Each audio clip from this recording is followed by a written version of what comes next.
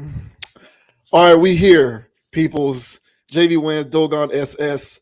Appreciate you for tuning into our videos on the Conscious Approach channel on YouTube. We certainly thank you for the support.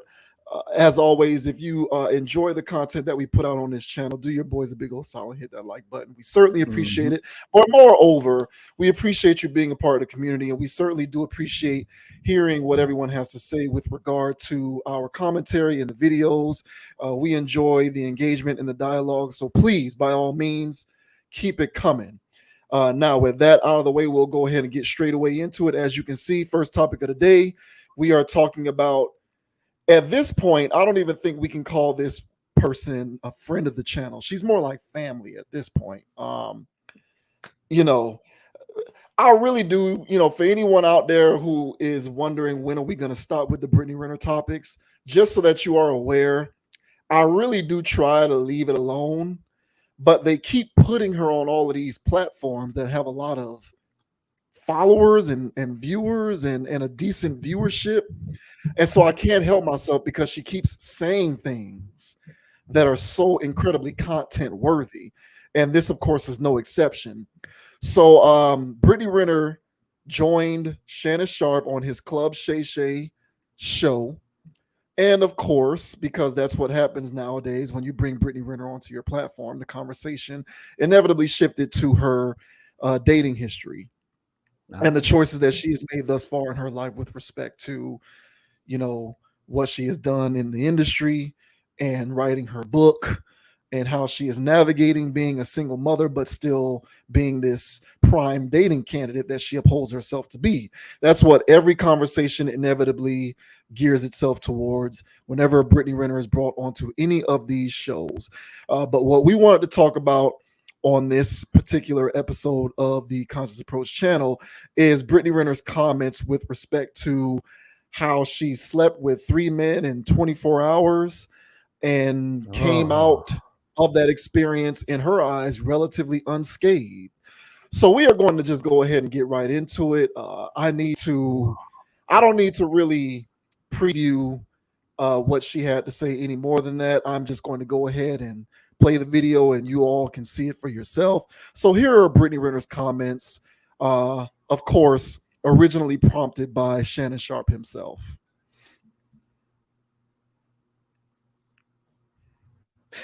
I remember when I'm trying to think. I don't know if you said it on a radio show or TV show about your dating prowess. You was with 1 man, 2 men, 3 men, 4 men over the course of a 24-hour, 48-hour span. Did you think about the ramifications of how people, men, women, everybody would look at you? Because, or does that not bother you? Or you learn to tune that out? So you're referring to, or I can actually recall perfect for you. There was a video that I did in my car where I was talking about how I had sex with 3 men in a day, and Yes. then I ended up getting a yeast Yeast infection. infection, yes. That was, I came out pretty unscathed for just the yeast infection, Right. considering what I could have gotten. It wasn't that, oh Well, man, I you hope. couldn't get out of it. I mean, they talk Oh, about I was on birth control for 10 years before I had my son. I got off of it because there was a conversation with my child's father. right. So I again, the whole trapping thing, can't trap the willing, babe. And on top of that, I never wanted to have a. I looked at kids as You never crotch wanted to goblins. you never wanted a baby daddy. You wanted to be a mom. You didn't want to be a Yes. baby mama. You wanted to be a And wife. that's why I waited so long. I had my baby when I was 29. I thought I was doing it right. I thought that was my guy. And I never really liked kids. I always thought I referred to them as crotch goblins, to be honest. But as I got older, I wanted one. But But did you think so I that? think about the ramifications of Yes. telling people that I had sex with multiple men. Yes, I don't care. It's the truth. If you don't see me as a potential dating person, then great. One less heart to break. Leave me alone, and I'm gonna continue to live in But my you truth. but you do understand, Brittany. That's hard for a man.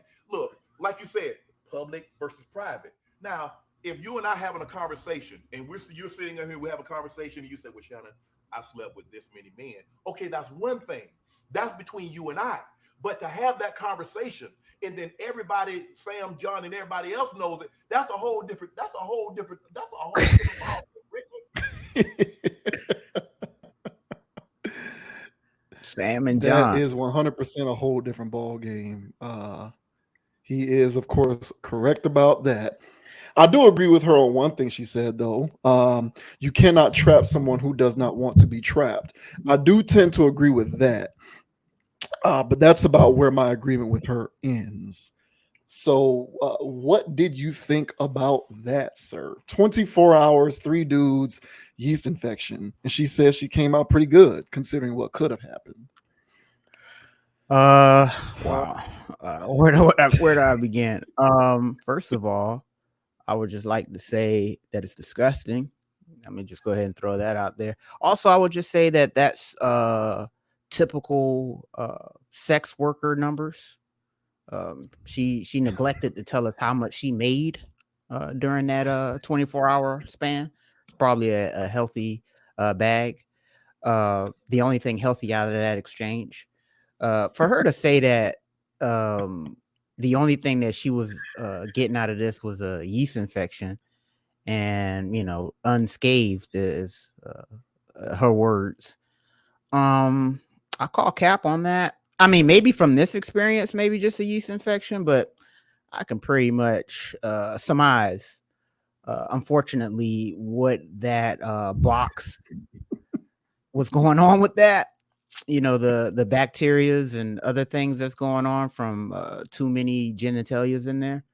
Um, you know, it doesn't matter how pretty the package is. Sometimes once you unearth that box, sometimes it's still not up to par as the rest of the body.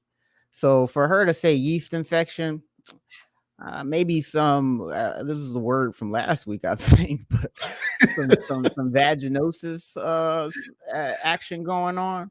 So listen, man, when you're dealing with a bucket like this, this is par for the course. I honestly, I wasn't surprised.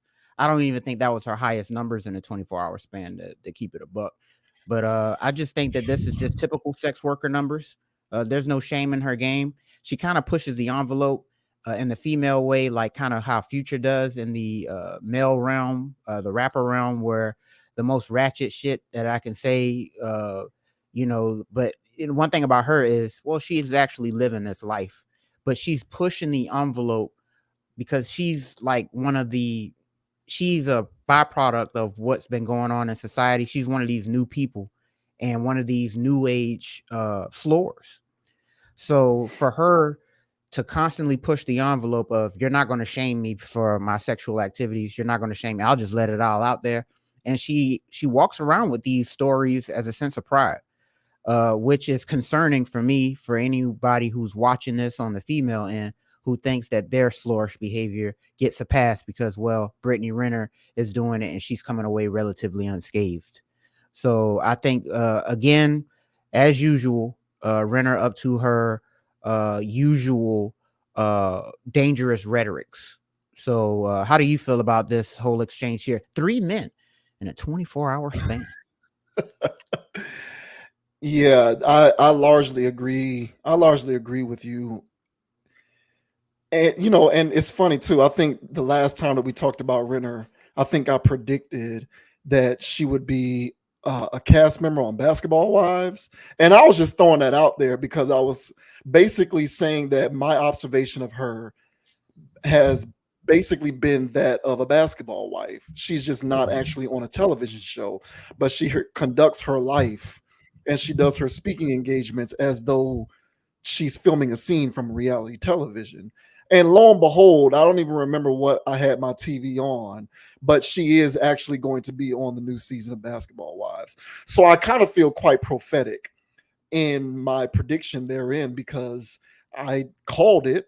And although at the time I called it as sort of a funny kind of long shot, turned out to be true. She does actually conduct her life this way, and it is reaping fruit for her in the physical realm, so to speak. My biggest issue with Renner with this kind of stuff, because I agree that it is dangerous rhetoric, but I don't really look at her per se. And you said something that I wanted to touch on because it's pretty much the crux of my point. Mm. It's how much pride she speaks in the manner that she does when asked these questions. Now, on the one hand, she is not allowing herself to have skeletons in her closet. No one can unearth dirt from your past if you've already put your past out on Front Street. So from that standpoint, she's kind of putting herself in a lane where she can't have to ask to be absolved for her past sins because we already know what her sins are because she tells us, and she does it with glee. But the fact that she does it with glee to me is what's most concerning. But the reason why she does it with such glee is because she knows that in the long run, she will not ultimately be penalized for it. And the reason why she ultimately won't be penalized for it is because she knows that despite her baggage, what she has admitted to publicly, the fact that she has admitted to being with 3 dudes in a day and getting a yeast infection, she knows that despite doing this, despite writing these books, okay, despite going onto college campuses and lecturing young professional athletes on how to not get flexed by women just like her, despite going on to college campuses and putting out tweets saying hide your sons, she knows that despite doing these things, there will nevertheless be a decent line of men waiting in the wings to date her. So ultimately, the penalty that she will have to pay for this behavior is almost non-existent. There's no penance for her. And that's the thing about it is I don't even really look at her. I look at the dudes who pick up this scrap metal. So all of these guys out here who date Amber Rose after she's admitted to doing what she's done, orchestrating slut walks and embracing, their inner slore. She's no different. She's like an ancillary manifestation of that. You feel comfortable enough in your own skin to behave in a certain way when you are confident that the ultimate penalty that you will pay for it isn't enough to prohibit you from doing it. So she knows that she doesn't really have to sit down and make the decision to not speak in this manner, because at the end of the day, the chances that she can get what she wants, which in my opinion, by all accounts, is a high value guy, high value in terms of earning, not high value in terms of personality or character. She knows that despite the fact that she does all of this publicly, she can still attain that. Right. God only knows what her DMs look like still, despite all of this. There was another video that I saw that I didn't even put on this. Like, I didn't even use this particular piece of content within this topic, although I could have, where you had Mano, the rapper, basically defending her. And saying that, he, in a roundabout way, he was saying that, she shouldn't be castigated for her comments and that he'd be right there to kind of, shoot his shot if he could. And that's one person. So you can imagine how many more of these dudes out here, these weak dudes, these weak blue pills, who despite all of this would still date her. And if all of these guys are still willing to date her, she knows this. There's ultimately no penalty for her. So why not say whatever the hell I want to say? Why not admit to these things? I'm not going to have to pay a penance. And that's the crazy thing about this, is when you're dealing with this society in which there are no consequences for free sex, in which when we are in this society of free sex, no consequences, and these individuals don't have to pay a penance, and we are, wholly embracing social anarchy, you're going to have people like her who can do whatever she wants. And so the thing about it is, like, I don't even want to make it seem as though I'm condemning her into perpetuity, because everyone deserves the right to be able to live however they want to live. It's this attempt to misconstrue this into mainstream normalized behavior. That's where the part of it becomes suspect and dangerous. But the rhetoric will continue to ensue so long as people like her know that there will be no penalty paid for doing so. So there's I could imagine there's all sorts of rappers still, NBA players and NFL players still, other dudes in the entertainment industry, even guys who might work in various other industries who earn a lot of money, they're still trying to holler at her. They still want some of that. And I would imagine that there's a decent percentage of those guys who would consider her in terms of being a dutiful girlfriend and wife. They would seriously date her. Oh man. And at that point, it's like, okay, well, people, what are we doing here? Like, where is the standard for self-respecting men in modern American society? The answer is there is none. It's completely eradicated at this point. And that's the sad and unfortunate part. So I look at her and I'm kind of relatively disgusted with what she is saying, but I'm also used to it because she talks like this all the time. But in the back of my mind, what I'm saying to myself is she so brazenly speaks this way because she knows she's never going to have to pay a penance for it. These dudes going to be lining up to date her regardless. And that's the unfortunate part. I mean, I don't see how they would like actually date her. They would. I think yeah. they would. I know some clown would. I don't see why they would do that. I mean, that still boggles the mind because I don't know in what context are they dating her. Are they expecting her to be loyal or something? Like, are they expecting her DMs to not still be jumping and her to still be doing weird stuff on the side? Like, why would you take her seriously in a romantic sense? You know, so that's the part about it that's having a disconnect. But I do believe you, some clown's going to do it. And that's part of her whole branding tour in the first place, of her going on all these pods and, you know, like you mentioned, going to be a housewife. She has a good brand and she's a staple. So it's Pepsi, there's Cola, there's Dr. Pepper, there's Brittany Renner, and there's Amber Rose. You know, she's part of this generation's, you know, buzz names, if you will. And she's been doing a great job, if to be honest, of branding herself as a slore, a shameless slore at that. And so for her to sit here and talk about her yeast infection, which I still call cap on that. All right. She, as far as we're concerned, that's the only thing she's got transmitted. Right. So whenever she decides to admit a truth, but give you cap in the same time, you know, it's just like she's still putting up a front of I'm clean, even though I slored. And, you know, that's the part about this that I feel like is bullshit, to be honest. But be that as it may, she's going to keep hitting the airwaves. She's going to continue to be a personality for the 21st century. And whenever there's an archive in the future where people look back at viral moments and stuff like that, Brittany Renner is going to be a trivia question or a trivia answer to some bizarre, goofy stuff. Hey, who had sex with 3 men in 24 hours? Oh, damn it! I remember. Was it Amber Rose? No. Was it Jenner? You know, Brittany Renner. I knew it was close to Renner. I just didn't know which one it was. Yeah, that's Brittany Renner for you. She's going to be a trivia question in the future about how many people done banged that. And I also in that interview, she also gave up her body count. Mm-hmm, I didn't catch that part of it, but I know it was outrageous enough to make Shannon take a swig of his own whiskeys. It was 35. According to her, which is cap as well. And if you're doing 3 and 24-hour spans, which is sex worker numbers, I would argue that she did more than that. You know, back in my days as a cab driver, I had a customer. She was a worker. All right. So one day I'm taking her to locations. All right. So I take her off to one spot. I'm like, all right, cool. So I'm going to drop you back off at the crib. Nah, she's got another date. So she goes from one date to the next. About time she came back from the fourth one. Oh, yeah, it was 4 people.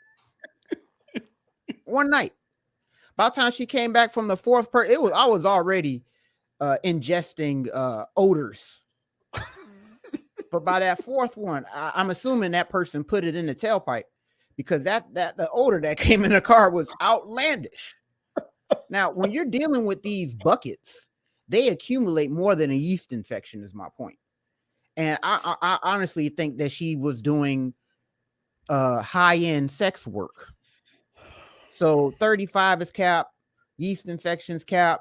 But when you're dealing with slurs, that's their language, right? Literally in all caps. Everything's bold, all right? Yeah. And a bold-faced lie. So Anything that Renner has to say, I'm not buying it. Take it with a grain of salt. Is she a slore? Yes. And she's going to sit here and still cape for herself to make it seem like she's not that bad. You know, girls that got more than 35 bodies, guys, and you still deal with them. Come on, jive with this. That's her whole little shtick and angle. But she's not fooling me. She never has. And anything that she's trying to come up with, or trying to make herself seem more whatever. I'm not condemning her for the life that, whatever. I'm just calling a spade a spade. Right. And don't be on my table saying I'm a queen of hearts. Girl, you're not. All right. You run around here like, two of spades, three of spades, you a spade, shawty. So I have nothing much to say to her, outside of, hey, keep doing your thing, apparently. And if people will keep rocking with it, like you said, some goofballs like Mano, who the hell is that? Mano's so damn thirsty. He needs that attention. He wants some Brittany Renner in his life. But and she don't want no Mano either. She wants high end. And she's going to find herself a sucker. I already know it. And when that day happens, huh?